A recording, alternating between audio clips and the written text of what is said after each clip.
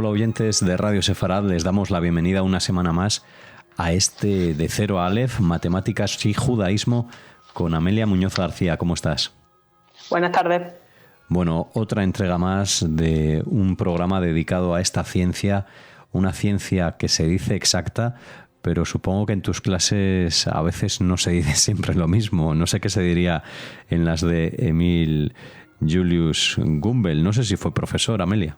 Sí, fue profesor y además él trabaja mucho en estadística, por ejemplo, en teoría de valores extremos. Entonces, la cosa que tiene la estadística es que uno puede intentar afinar, de hecho intenta afinar lo máximo posible, pero al fin y al cabo no es que no puedas dar una solución exacta, es que estás trabajando con un volumen tan grande de datos que ¿qué significa exacta? ¿No? Cuando intentas predecir una masa o trabajar con una masa, nunca te va a salir un número redondo, sino que tienes que decir, pues más o menos esto será aproximadamente en términos de, por ejemplo, cuando intentas resolver una ecuación empleando estadística y te sale una aproximación, una cosa por el estilo.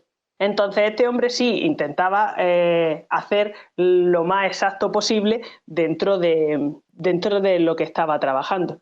Él va a vivir entre 1891 y 1966 y nace en Múnich, en el seno de una familia judía adinerada. Su padre era un banquero de éxito y que, llegado el momento, vende la sucursal del banco familiar para vivir de las rentas y de sus inversiones. Entonces no es de extrañar, por tanto, que Emil fuera al colegio donde las élites de Múnich estaban mandando a su hijo. Dicho lo cual, no parecía ser el mejor sitio para aprender matemáticas. Aunque sí para hacer contactos futuros. Por otro lado, Emil fue fuertemente influenciado por su tío paterno, por Abraham, que también era banquero. A diferencia del padre de Emil, su tío Abraham destacó en su entorno por sus ideas liberales, antimilitaristas y progresistas en general para la época. A su tío se unen algunas experiencias vitales de Emil que darán forma a su manera de pensar como adulto. Verán, en 1914, cuando estalla la Primera Guerra Mundial, Emil se presenta como voluntario para el ejército. También acaban allí su hermano Paul y su primo Max, aunque ambos sufren un destino muy diferente al suyo. Resulta que recibe formación militar en el primer regimiento bávaro de artillería en Múnich, tras lo que lo envían al primer batallón de esquiadores bávaros, ya que era un esquiador muy competente desde muy pequeño. Pero tras solo 6 semanas le conceden una baja médica, por lo que comúnmente se conocía como pulmonía. Entonces, la baja dura 1 año, tras lo cual tiene que contribuir a los esfuerzos de guerra, pero ya como civil. Primero en el complejo aeronáutico Adlershof y después en la compañía electrónica Telefunken. Pero esto es adelantarse mucho, ya que nos hemos quedado hablando de su formación. Hemos visto que cursa el colegio en Múnich, se gradúa en 1910 y entra en la Universidad Ludwig Maximilian de la misma ciudad, de Múnich. Comienza a interesarse por la estadística, obtiene el título de especialista en matemáticas actuariales y de seguro, esto va a ser en 1913, y a raíz de esto es contratado como asistente en el Seminario de Estadística de Seguros de George von Meyer, uno de los grandes expertos en estadística del momento en Alemania. Ese verano siguiente trabaja en una compañía de seguros en Londres y tras volver para continuar trabajando como profesor y estudiar, se enrola en el programa de doctorado a las órdenes de von Meyer y de Friedrich Bohm. Va a obtener el título en 1914 durante el verano con una tesis sobre interpolación de niveles de población. Buscaba ser capaz de estimar el tamaño real de una población entre 2 censos, dado que se hacían cada 10 años. Para asuntos tan importantes como recaudación de impuestos, construcción de carreteras o reclutamiento militar, era fundamental contar con los datos lo más precisos posible. Entonces, empleando técnicas como interpolación, trataban de construir fórmulas polinómicas a la vez sencillas y ajustadas. Para que nos hagamos una idea de qué es esto de interpolación, es decir, de lo que hace Gumbel, imaginen una pared que se curva y que la quieren decorar. Si yo tengo papel de pared, pues pego el papel de pared y no queda ningún hueco, ningún punto sin cubrir. Eso sería la función perfecta que ajusta los datos al 100%.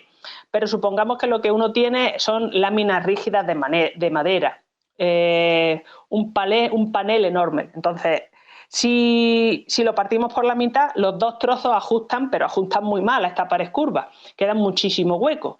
Si son 3 trozos, la cosa mejora un poquito, pero aún así 4 pues mejora un poquito más.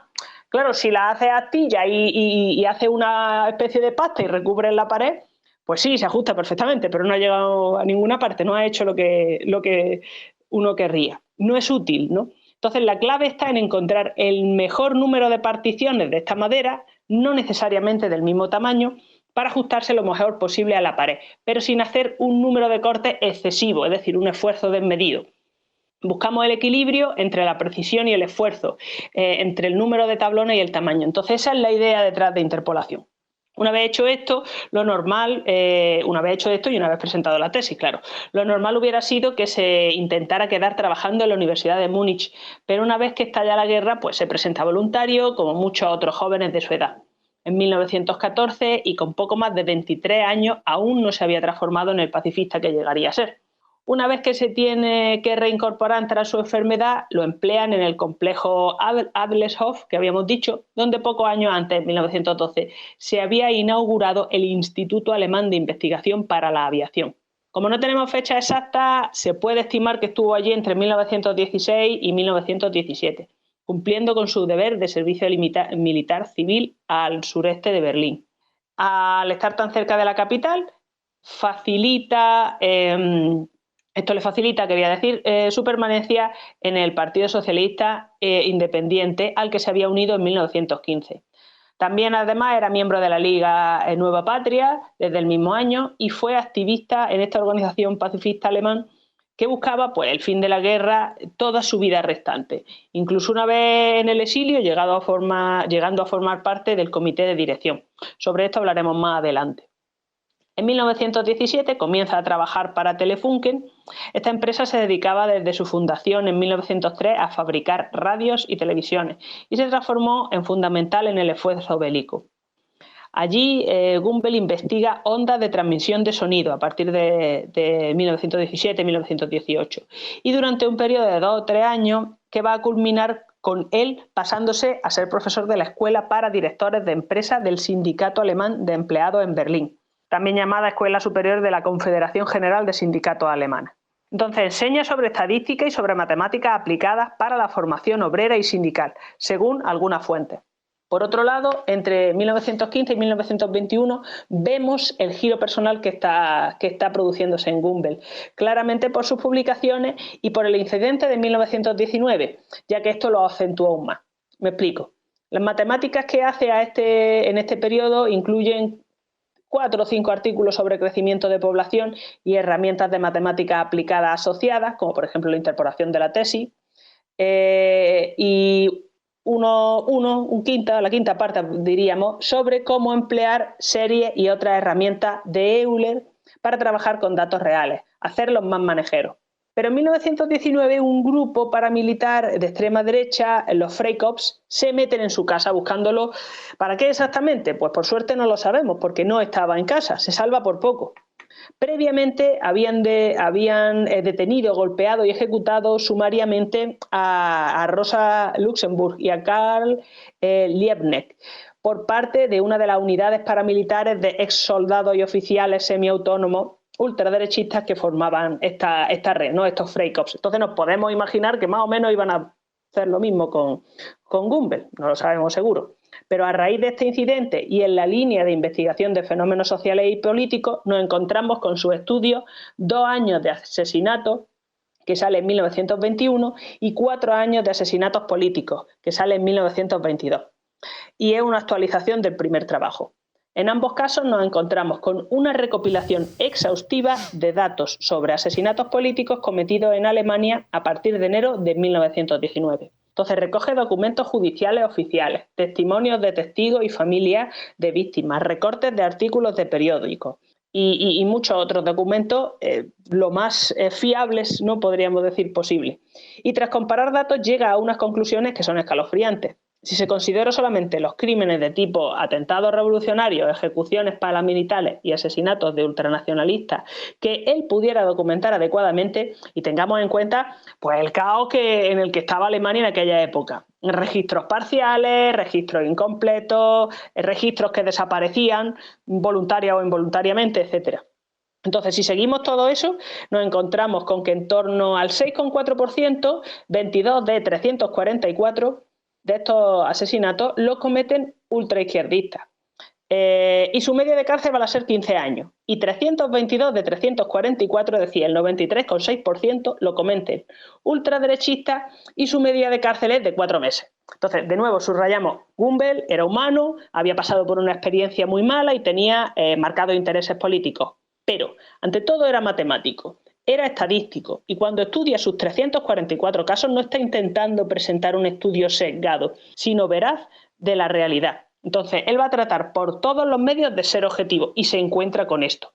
Entonces, con experiencias muy malas, antes me refería a que en 1920 pues, Gumbel está presidiendo un acto pacifista, un grupo ultra entra y se lía a golpes con él y con su camarada Helmut von Gerlach. Emil y Helmut sobreviven, pero este segundo queda inconsciente. El evento se vuelve un caos violento. Y bueno, este hombre, Helmut, sale lo suficientemente mal parado como para que Gumbel tenga que sustituirlo temporalmente en conferencias y otros actos públicos. Además, en 1922 va a ser uno de los fundadores de la Liga por los Derechos Humanos en Berlín. Y en vista de los estudios que había estado haciendo, no me extraña que quisiera tomar parte de la solución. Al año siguiente, en 1923, va a pasar el examen que le permite impartir docencia y comienza las clases en la Universidad Rupert Karl de Heidelberg. Entonces ya va a compaginar sus clases de estadística con su activismo, volviendo a Berlín cuando su trabajo se lo permite. Y ambas facetas se acercan rápidamente. En 1924 va a organizar un rally de no más guerras en Heidelberg, un rally que se organizaba anualmente, y esto va a desembocar en una vista disciplinaria que va a condicionar su carrera durante un periodo largo de tiempo. Pero creo que eso quizá lo abordamos en el próximo programa. Pues en el próximo programa nos escucharemos. Gracias, Amelia, por compartir toda esta información sobre este matemático, Gumbel, Emil Julius Gumbel, que nos has acercado hoy aquí a Radio Sefarad, la primera parte de una vida que continuará en una próxima edición de De Cero a Aleph. Gracias.